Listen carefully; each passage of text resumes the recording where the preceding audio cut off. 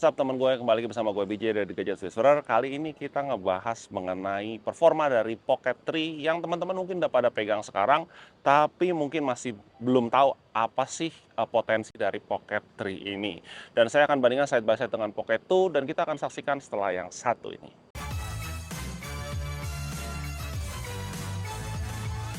Oke, yang pertama yang paling signifikan adalah form factor atau bentuknya. Pocket 3 sekarang sudah menggunakan bentuk yang lebih besar. Karena apa? Karena terus terang itu sensornya memang udah lebih gede ya. Sensornya itu 1 inch dan juga sekarang pakai rotatable screen 2 inch. Yang mana akan lebih enak buat kita untuk navigasi, ganti-ganti menu, ganti-ganti parameter, itu jauh lebih enak. Maka otomatis bodinya akan lebih gede, gimbalnya lebih gede, dan yang saya suka adalah di bagian belakangnya itu sudah ada kayak grip karet gitu. Di tangan saya akan lebih nyaman karena terus terang tangan saya gede ya. Jadi kamera segini tuh pas. Masih pocketable, maksudnya masih bisa dikantongin dan juga ini come in handy banget untuk ngevlog kayak gini. Jadi saya sukanya yang pertama adalah form factor-nya. Nah, di video resolusinya itu bisa di 4K 60 fps masih sama Pocket 2 sebelumnya, dan ini nge-shoot saya di 4K 30 karena buat vlog ya. Dan 4K 120-nya itu juga disupport, tapi teman-teman harus pindah ke mode slow-mo dulu. Ini bener-bener enak banget sih ngubah-ngubah. Tadi saya bilang ngubah-ngubah settingannya, ngubah-ngubah parameternya itu gampang banget karena layarnya yang besar. Untuk screen di rotate ini ada maksudnya sebenarnya. Kenapa? Karena kalau kita bisa bikin menjadi vertical mode itu akan lebih mudah untuk kita nggak usah crop lagi ya. Sebagai contoh seperti ini. Jadi ketika screen di rotate itu ada pilihannya untuk mati otomatis atau tetap continue. Kalau kita continue maka hasilnya akan menjadi crop vertikal di 3K. Dan ini tadi karena 30 fps jadinya ya frame rate-nya di 30 tapi bisa maksimum di 60 fps. Nah, sayangnya untuk slow-mo di 4K 120 tadi itu tidak bisa di mode portrait. Jadi teman-teman kalau ngambil slow-mo nanti bisa harus crop sendiri. Dari 4K 120 itu di crop 4K-nya menjadi portrait sendiri. Nah, ngomongin sensor lebih gede itu efeknya di mana? Nah, efeknya pertama adalah dynamic range-nya lebih tinggi. Ya, dynamic range itu fungsinya apa? Nah, seperti ini. Contohnya kita lagi di lokasi, ini cahaya matahari dari sana ya, itu cukup terang. Dan kalau kita begini biasanya itu ada backlighting. Jadi bagian muka saya akan tidak ke expose, sedangkan di belakang tuh terlalu putih. Tapi ini bisa di retain sama kamera seperti ini. Ini ke area yang gelap ya. Kita seperti ini lagi, kita lihat. Nah, ya, cahayanya akan di retain dengan baik. Jadi highlight sama shadow-nya itu di retain dengan baik. Itu kalau di low light kita lihat ini adalah contoh low light-nya Pocket 3 di waktu malam. Oke, kita lagi sama teman-teman komunitas drone di Bekasi. Nah, ini kita lagi ngetes low light. Yang ini pakai Pocket 2, yang ini pakai Pocket 3. Kita lihat bedanya. Ajib ya? Waduh. Kita masuk. Kita masuk. Nah, ini dari luar kita masuk ke dalam. Nah, seperti ini dynamic range-nya. Ini dalam ruangan, ini cukup low light ya, tapi ada cahaya juga. Kita bisa lihat di area belakang sini juga kelihatan banget ya cahayanya beda. Ini nggak pakai mode low light padahal untuk Pocket 3-nya. Nah, untuk spek kameranya yaitu di 1 inch sensor dengan f2.0 dan juga ini focal length-nya setara 20 mm. Jadi 24 ke bawah milimeter itu terus terang akan semakin lebar. Jadi ini posisi saya dengan kamera itu sekitar 40 sampai 50 sentian ya. Ini saya masih mendapatkan wide field of view ini sekitar 100 derajat ya. Tapi beda sama action cam ya. Kalau action cam itu kan rata-rata di 130-an ke atas, kayak Action 4 itu di 155. Tapi kalau ini itu di 100. Tapi kalau teman-teman pengen lebih wide lagi, itu bisa ditambahin namanya wide angle lens yang dapat di paketan combo saja. Dengan wide angle lens teman-teman akan mendapatkan angle yang lebih luas yaitu 108 derajat.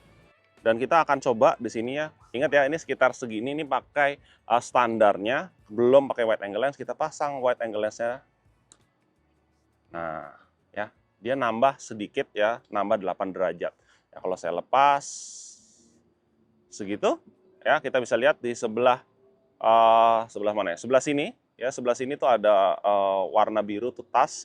Kalau saya pasangin ini, tuh, Ya, kelihatan ya bedanya ya.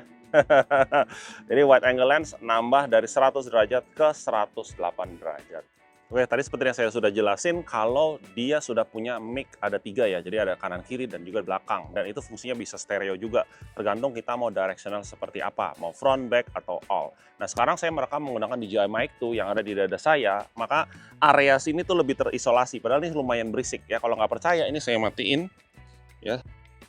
Pocket 3 adalah ketika sedang lagi merekam begini kita matiin, dia langsung switching ke mic yang ada di bawaannya ya, mic yang 3 tadi.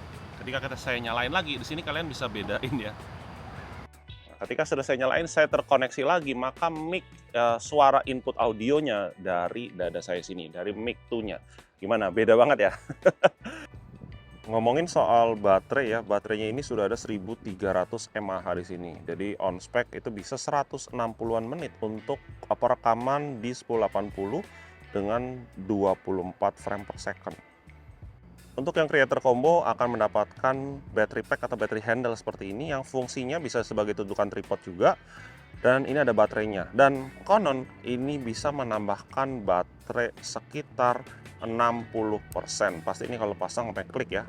Nah, dari sini ngecas ke sini. Bisa dilihat ya di bawah 95%, ininya 62 dan dia akan charging.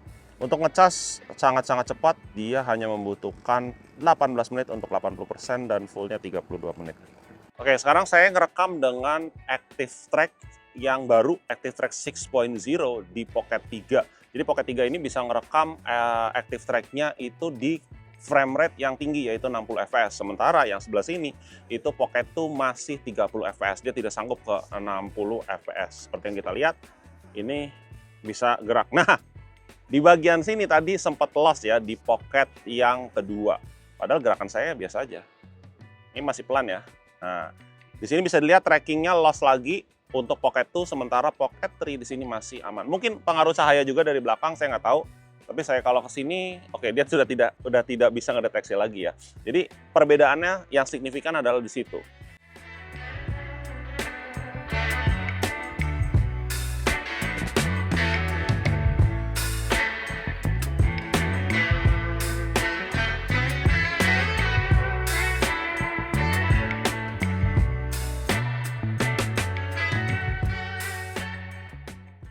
Jadi ada fitur menarik juga yang namanya webcam mode. Jadi teman-teman bisa jadiin ini kamera Pocket 3 untuk webcam.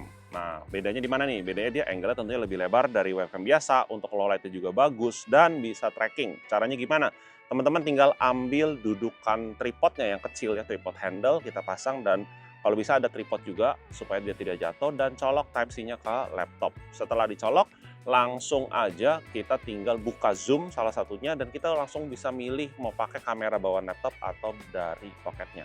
Kalau kita double tap di bagian layarnya di muka kita, dia bisa ngikutin ke kiri dan ke kanan. Itu oke banget. Ya, untuk produk showcase mode-nya juga bisa tuh. Jadi kayak gini kita bisa bokeh ya.